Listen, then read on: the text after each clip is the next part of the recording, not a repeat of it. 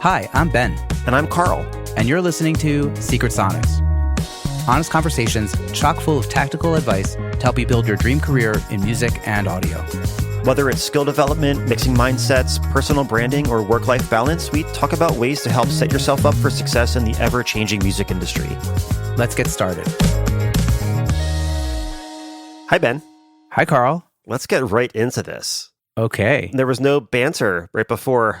I just want to ask you how you're doing, but I did ask you how you're doing before we hit record. So I know that you had a longish day, but you're good. Stop asking me. You don't care. You don't really care. No, I know you do. You're one of the few people that actually cares when you ask how someone's doing. It would be fun if we could do this in person one time. I hope that happens. Me too. Although I do believe in a previous episode, you were very thankful that we have an ocean between us for some reason. I think it's because you were staring at me in like a very bizarre way. You were doing like something over the internet that was silly and kooky, but made me feel uncomfortable. Me doing something silly and kooky on the internet that makes makes people feel uncomfortable? Never. That's definitely not my modus operandi. Amazing. Well, now that we've given the people some banter, let's dig into it. You're right. I was trying to avoid the banter, and you bantered me anyway. You have to do like a tiny bit of banter. It's fun, you know? No, you're not wrong. So today, I wanted to talk about something that I'm working on right now. Like I was working on this earlier today. I'm working on a song, working on a mix specifically, that is never going to be released on Spotify or anywhere like that. It is intentionally and explicitly made for use as a backing track for a performance. It's weird to say that I can't tell you who it's for because it's not like an artist. It's like a corporate thing that kind of fell in my lap from one of my artist clients works at this place and links me up with this kind of like last minute rush project with a really nice budget. But it's going to be used for an event that this place is having, and it's not going to be used for Spotify or anything like that. So knowing that the only place it's going to be used is in essentially like a small arena, like maybe not an arena, but I'd say maybe like a 5,000 to 10,000 capacity. Maybe that is an arena. Now that I'm thinking about it, it's like pretty big. Maybe like an ice hockey arena sort of size for this event. And what's interesting about it is that it's basically like an instrumental 2-track, like a hip hop, stereo instrumental that they sent me, and the backing vocals for it. And the original song that they did before, it was like somebody that works there wrote this originally, and then they're redoing it for this particular event, like changing the lyrics for it. The original version has big like gang vocal energy. It sounds like 15 people all having a big fun singing this chorus. And when they sent me the files for this, because they changed all of the lyrics, they re-recorded the vocals. But this time what they sent me was just one guy singing it and sent me 6 takes of that. So it put me in a position of trying to figure out, how do I try to replicate that kind of gang vocal excitement and energy for something where it's not recorded that way. It's not a room full of people singing along and having fun. It's one person basically doing like 6 takes of the same part. Not like being like a voice actor and intentionally trying to make each one sound unique. It was almost like, I think he recorded it. This guy is not like a musician by trade. I think he recorded like 6 versions, maybe thinking we'd use one of them. But because using only one vocal track would not give us the same energy as the original song, it felt super weird. It felt very empty. And it made me not only try to figure out, well, how can I make this work? What can I do to make this work? What can I add to this to make it work? But also, it made me think about how I'm going to mix this and what the priorities are in a very different way than it would be if this were going to be a single that's released out on Spotify. Because there are no lead vocals.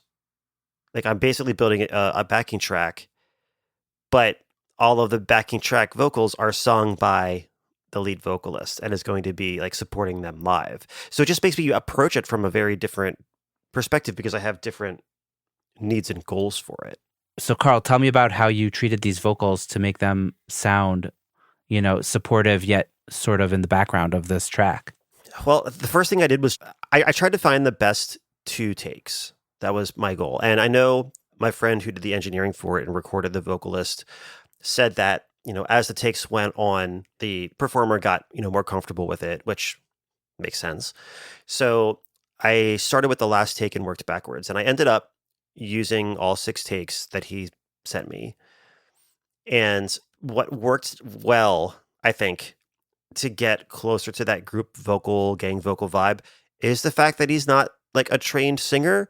So I didn't have 6 really close to identical takes, like, which is usually like in a pop setting, that's what you want. You really want all of the takes to be as close as possible so That's that right. when you comp them and you make your Frankenstein version of it, it all sounds very smooth and natural. And that consistency is a virtue in that situation. But weirdly enough, in this situation, it worked really well because it wasn't really that consistent. And that's really what makes gang vocals charming in the first place. It's that Yes. inconsistency.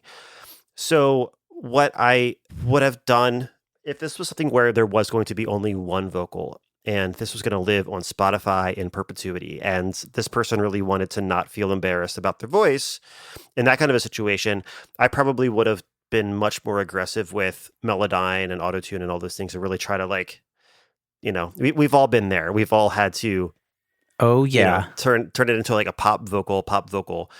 And it's not that I'm not saying that it was bad. I'm just saying, like, there wasn't enough confidence in a single layer to get away with it. Yeah. That's a way of putting it. Like if it was a real release, you would have had the singer come back in to re-record the vocals to get something that they would be happy with for like a single. Absolutely. Yeah. I think this would have been a great demo, to like figure out the parts and get that. But we would have spent more time trying to get great takes because it was going to be the take that we were trying to find. But for this, we wanted to embrace the quirks. We wanted to embrace the variation between the takes.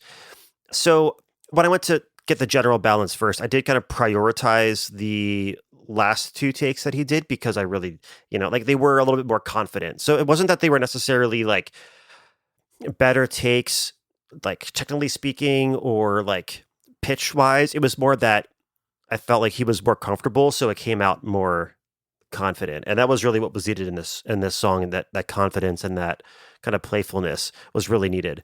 So I kind of prioritized those in the balance. But then when I went to do the editing and, tightening them up, I didn't want to go too far. I didn't want to tune them too tight and rhythmically correct them too much to the point that it sounds like a vocoder, right? Because that's not the vibe. That's like the opposite of what we're trying to go for. If anything, we're trying to maybe have it be a bit of controlled chaos, right? We don't want it to be just so loose that it sounds unintentional, but we also don't want it to be so tight that it sounds robotic and takes away from that gang vocal character.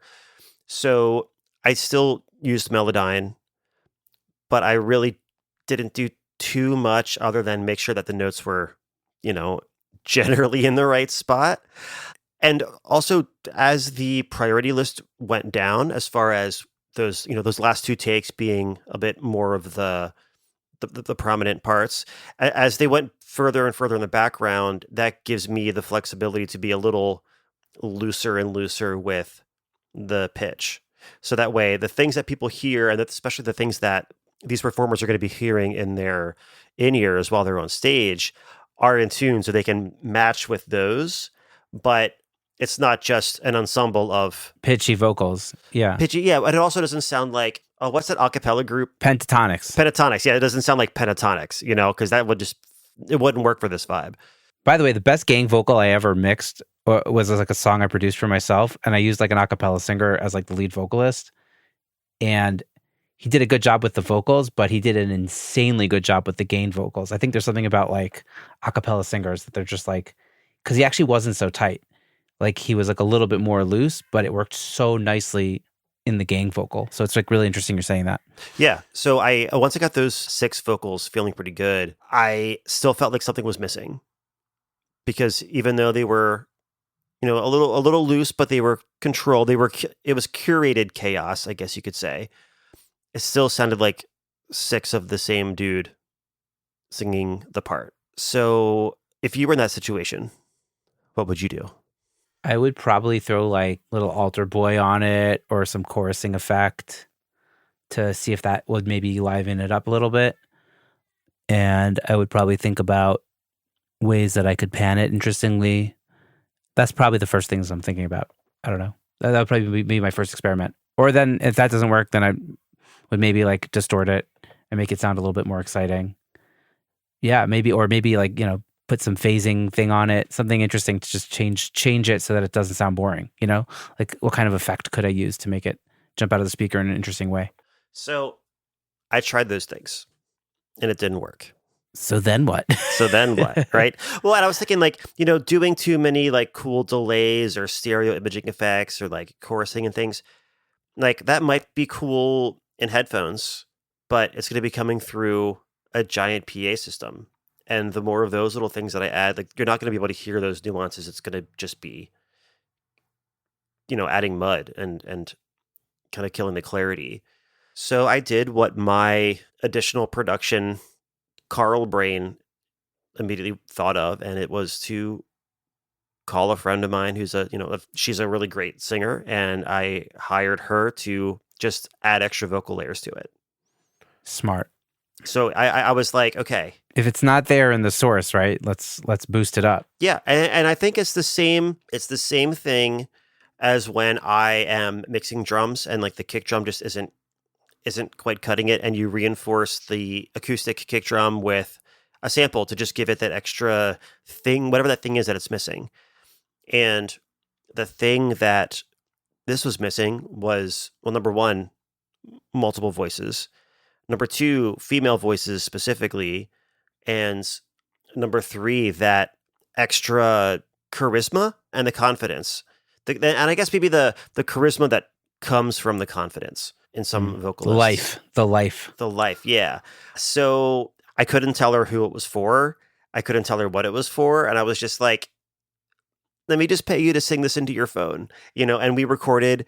It was really kind of like quick and dirty, but that was the vibe. It was just to capture it. And I think she, hooked the AirPods up to her husband's phone and listened to it and then just like sang into her phone.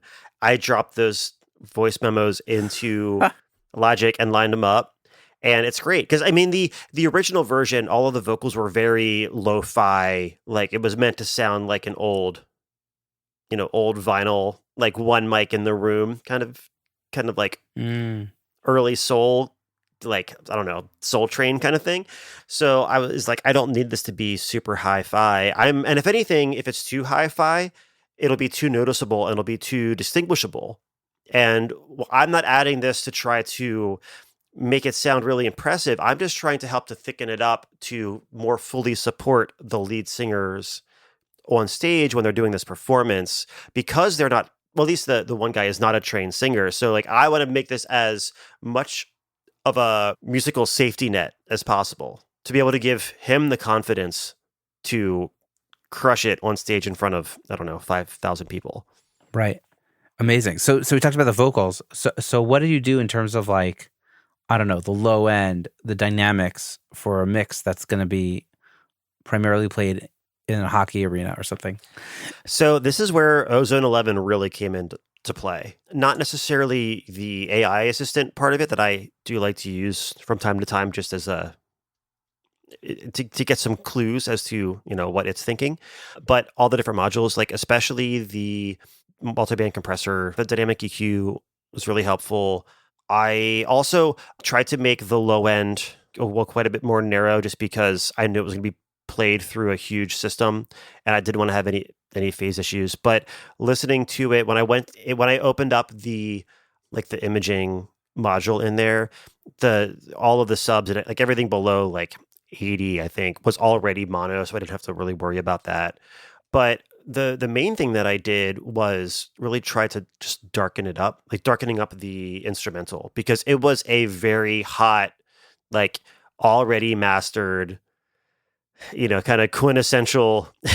Anybody listening that's ever had to mix over that is having a flashback right now. But like that kind of quintessential over limited, over hyped backing track. So using the dynamic EQ was really helpful. Using the low end focus module in there was really great. I mean, obviously using Soothe helped a lot. I think the biggest thing that helped me was the impact module in Ozone 11, and just being able to really make sure that I tried to get the like upper mids, like I tried to get the claps in it, like the like 2 and 4, like kind of trap claps, and the kick drum to be as clear and like prominent as possible, because you're working off of a 2-track, right? Off a 2-track, yeah. Just to remind the listeners. Just the 2-track. So it's like using that impact. I was adjusting the like, frequency ranges of the low end, like the bottom portion of the impact module, and also the like upper mids region, and kind of honing in on those particular regions where the clap lives and where the kick lives, so that way I could really help to make sure that they cut through. I'm assuming and hoping that they're going to have in-ears, or at least, stage monitors. But when you play in a big venue like that, if it's not set up right, like, it's going to be miserable trying to not lose track. So I really want to make sure that they're able to follow along, especially if there's somebody that isn't used to being in that position and hasn't had the reps put in to troubleshoot when they can't hear really well. Like, I feel like you and I, spending all the years we spent on stage, if we lose the click, we know how to selectively listen to the things around us to really try to pick out, where everything is, even if we can't hear very well. Like, if our monitor goes down, even if it's miserable, you kind of learn to go along with it. Yeah, like even if the monitor cuts out and we can't really hear much, all we hear is like the back of the mains, and it's just this low end, like low mid sound. Yeah. But we even can tell, like, we can see from watching the back of the guitarist, we can still see, like, by what their arms are doing, we can sense what the rhythm is. We can see those cues that they give, even if they're not trying to, because of the body language of being on stage. But we have years and years of that experience, and these people don't. So I just want to make sure that I make it as foolproof as possible, and make sure that I'm not just adding cool sonic effects just to make it sound cool and impressive. It's like, no, I want to get the important things as easy for them to hear as possible, and the unimportant things out of the way, so that way the message that they're trying to convey in these songs gets across as effectively as possible. Wow. So basically you're just like honing in on like the rhythmic elements, so people don't lose their spot, and you're making the vocals sound supportive but not in your face, and you're making it darker so that the song is not like in everybody else's face, and it's out of the way from the vocals that are going to be live on the stage, because that needs to end up at the top of the mix in the room when it's happening. Hey everyone, friend of the podcast and Grammy-nominated engineer/mixer Travis Ferrance hosts Progressions, Success in the Music Industry. It's a podcast exploring creativity, productivity, and growth in music. Travis has set out to document his own journey and bring those valuable lessons to you to apply to your own career. Join in each week for conversations with some of the industry's best and brightest about the mindsets and strategies that they use in their careers every day. Whether you're feeling stuck, digging for inspiration, or just looking for a mix tip, Progressions is probably for you. Go check it out wherever you get your podcasts, or click the link in the show notes. So sounds like a lot of work for like a 2-track. Yeah. Has it happened yet? Do you know if I mean, by the time this episode comes out, I think so. But like, I was working on that literally before we hopped on this call. Wow. So you're confident that the mix will translate to the big PA? Fairly confident. Like, I don't think I've ever. Yeah, PAs just sound so different than monitors. They're so much bigger. Yeah. So you said you attenuated the low end, or you just tightened the low end? What exactly? I made the low end a little bit. I think I brought the low end down a bit overall in volume, because it was a little bit kind of overhyped, but then bringing up the transients of the kick. Like, so basically making it more dynamic. Yeah. So basically bringing everything other than the transients of the kick drum in the bottom end like down a little bit, because they were just too hot. But I know that, the production company that is going to be running sound for it and doing that, like, they know what they're doing. So I feel like they'll be able to get it right and make it sound great in that room. But Yeah, I just wanted they'll to be make able it. to EQ it afterwards just to make sure Yeah, that it's yeah. everything's perfect. They'll EQ their PA to the room as well and all that stuff. Yeah, I think really what it was is that I know that I have more flexibility in the studio to be able to try to fix some of the problems that are inherently baked into that stereo 2-track. So I know that they can shape it to make it work really great for the room. I just want to try to figure out, well, how many of these weird little sonic quirks that are not really helping, how many of these can I try to help to fix and tame so that by the time it gets to, the front of house engineers, they don't have as many problems to solve and all they have to do is just make it Yeah. sound good in the room. So you're basically fixing problems and just trying to make everybody's life a little bit easier. I guess that's at the end of the day, like the job of the sound engineer, right? Yeah. We fix your problems. We're the plumbers of sound.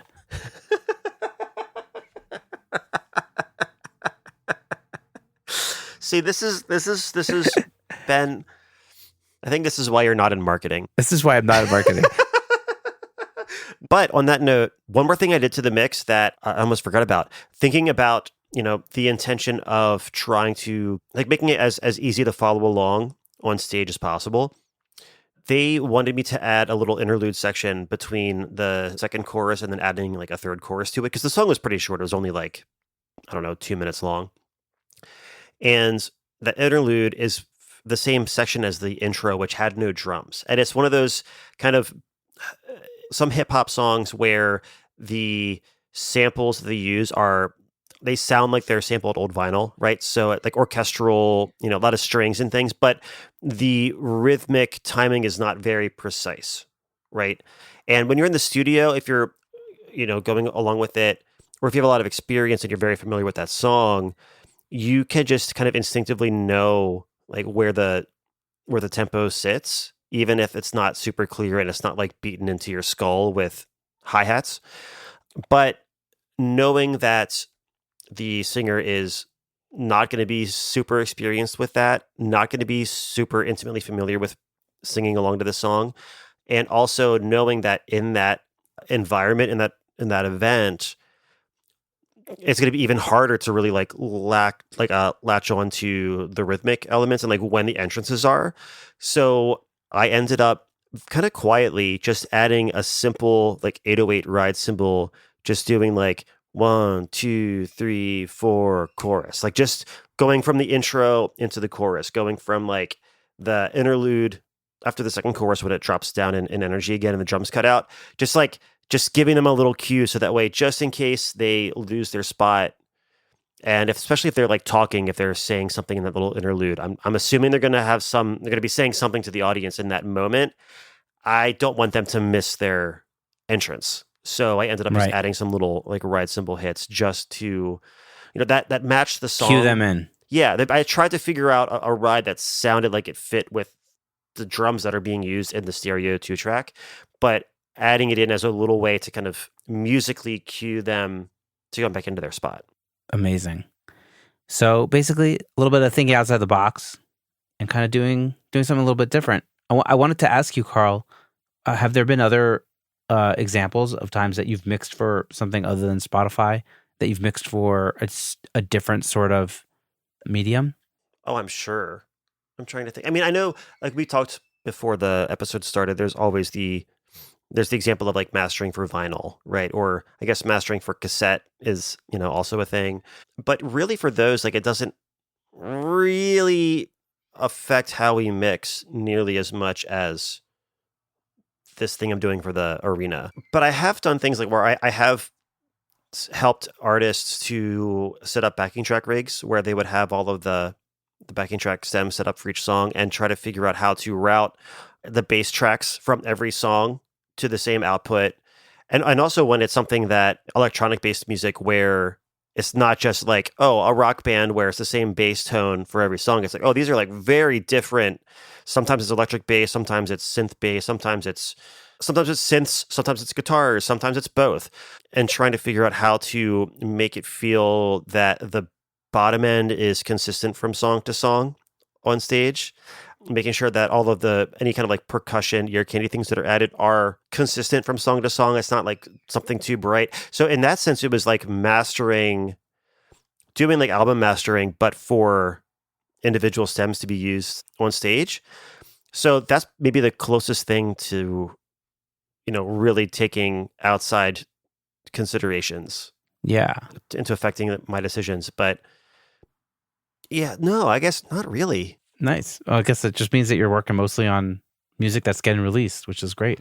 Yeah. So what are some lessons maybe that you're going to learn from this experience that you can now impart on your song mixing that will end up listened to on Spotify, Apple Music, etc.?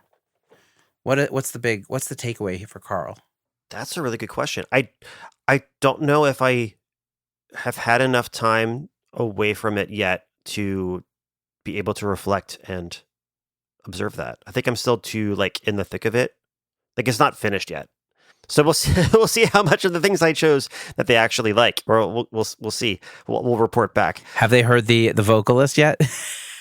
I sent it right before this calls, and I have like the first draft. But what I did learn from it actually that has nothing to do with the actual mixing, but has to do with the communication part. So I was actually like in contact with like a coordinator at the company. Like I wasn't even one-on-one talking directly to the artist or the performer. I wanted to make sure that I was as very clear about what I did and why I did it, because I don't know what their expectations are. And usually, I know I've talked before in the past about how I like to have conversations with every artist that I work with and tell them like, oh yeah, the first mix is going to be like 80%. I'm just trying to get a vibe check to make sure we're on the right path. I didn't have the opportunity to have that kind of a conversation. So when I make decisions like, oh, I'm going to use this section from the other part of the song to make the interlude that you asked for, I'm going to get another singer to also add layers to this. I'm not going to tune the vocals, super tight, like T-Pain style. Like I'm going to add these ride cymbal notes into it. I didn't want to just send that to them and have them not know what I did and why I did it. I wanted to make sure that I kind of over communicated, because I felt like in this particular situation, I wanted to make sure that I let them know that every choice that I made had a reason. And obviously, I said I think after every single note, I was like, totally happy to change this if you don't like it. I must have said that like 6 times. But it was definitely a lesson for me in not only explaining what I'm doing and why I'm doing it, but I also, this time, I dropped my email that I wrote up into Claude to have it, analyze it for clarity and like kind of help me clear some things up. And it ended up helping so much because I instinctively got a little bit too nerdy when I was describing these things. And it was nice to be able to get that, the AI like feedback on what I could say is how can I want to make sure that I can explain this to someone that doesn't live, eat, sleep, breathe music. Audio. Yeah. Music. Yeah. So that was really helpful too. It really helped me to not only be a better communicator about what I'm doing and why I'm doing it, but also explaining it in a very clear way and adjusting how I explain it to the particular like audience that I'm explaining it to. Yeah. So I guess the most interesting thing for me is the fact that sometimes you just need the source material. So you bring in that extra singer because sometimes you just don't have all the things you need. And also, I think what's interesting for me is also like the difference between like the studio and the stage is like the dynamics, because in the studio, everything gets squashed and we kind of bring out the life in different ways with like, whether it's, the ambience or whether it's just like, saturation or contrast and variations from section to section. Whereas on stage, like dynamics are such a big part of how you get that feeling. And maybe it's just the size of the speakers or it's the the energy in the room or whatever. And so, yeah, I think that's really interesting. Yeah, because the saturation, the modulation, all those little details, like I don't want to say they don't matter, but like really they don't matter on a big stage like that. It's funny, like the only thing that you can really control that has a big impact is the dynamics. And the thing is, like the dynamics, the drama in the dynamics is going to be felt tenfold in a big room like that.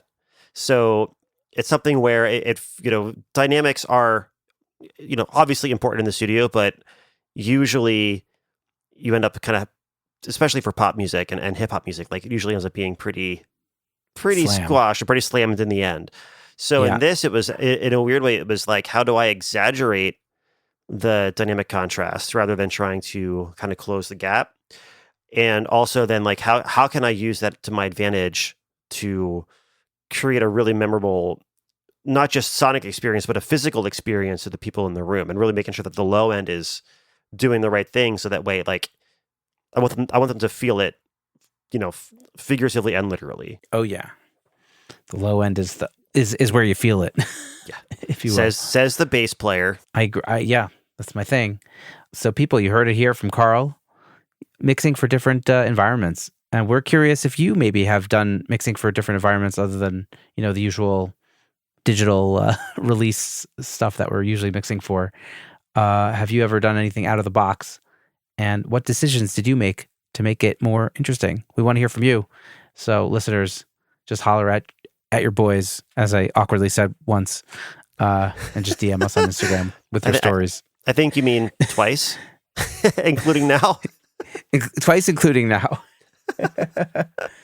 Yeah, thanks for letting me talk about my nerdy experience today. I think it was just, I don't know. It's something that I don't usually get too nerdy in my conversations, but this was something that was just very top of mind and made my out brain, of the box. Yeah, it had me approach very common problems from like a very different angle, because the common problems were in the way of a very different goal that I'm used to. Yeah. Goals are also something that just should inform all these sorts of decisions. Think about what you want to accomplish with your mix and before why you go ahead. Yeah. Awesome. Yeah. Well, thanks, Carl. This was fun. Of course. And a little nerdy. And we all learned a little something today. Well, I appreciate you. Back at you, buddy.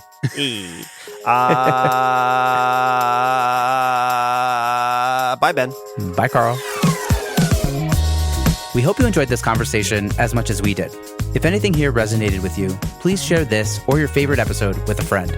And as always, we love to hear from our listeners. So find us on social media at Secret Sonics, at Ben Wallach Music, and at Carl Bonner.